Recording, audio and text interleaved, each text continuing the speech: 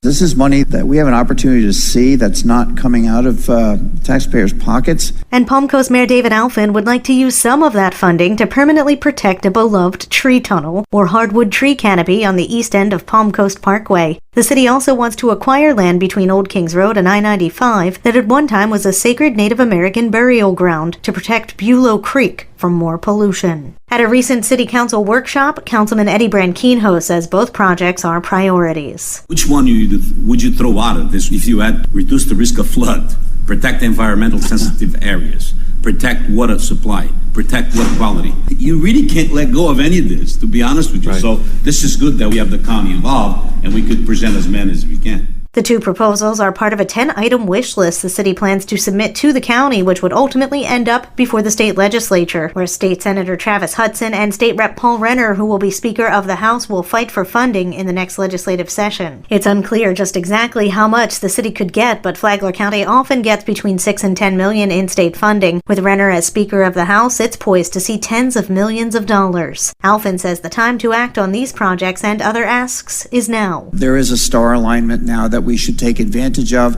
I know we're working closely with the county, so we have a louder voice for all of these things. I personally think all of those items would qualify. However, I would very much like to see us add some additional ones as well. I am sensitive to the fact that you can't just ask. There's a great deal of backup and support materials that are necessary in order to make an ask. But I implore you with a great sense of urgency that we make our list as long as we can. One other project on the city's wish list is to build a bridge crossing from US 1 at the roundabout at Matanzas Woods west across the railroad tracks. That could cost up to $14 million.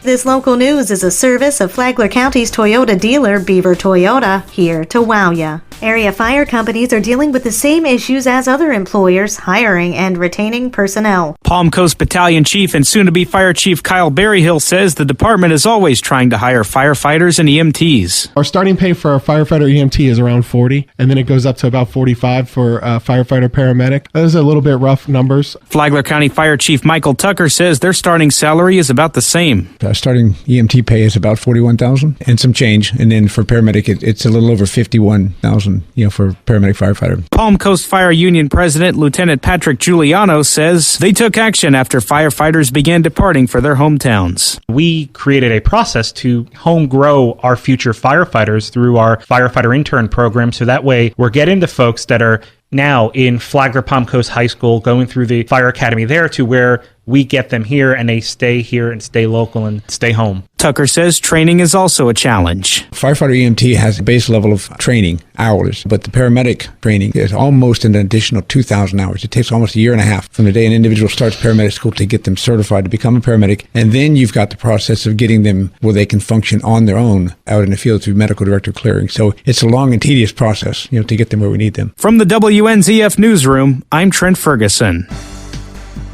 Residents can learn basic disaster and emergency response skills. The Community Emergency Response Team is a nationally certified training program which begins on September 20th, and it's free. According to Flagler County Emergency Management Director Jonathan Lord, the program is an invaluable partnership between the community and professional first responders. And this is a great program that helps support our regular first responders like law enforcement and fire rescue by training community members in about 30 hours of additional disaster and emergency preparedness topics. For example, we cover basic first aid, we talk about disaster psychology, we cover basic fire safety and utility controls. Registration, which is required for this 30-hour course, meets 5:30 to 8:30 p.m. on Tuesdays and Thursdays at the Emergency Operations Center through October 20th, can be accessed by going to flaglercounty.gov and then selecting volunteering and training from the menu. For Flagler's Morning News, I'm Karen Johnson.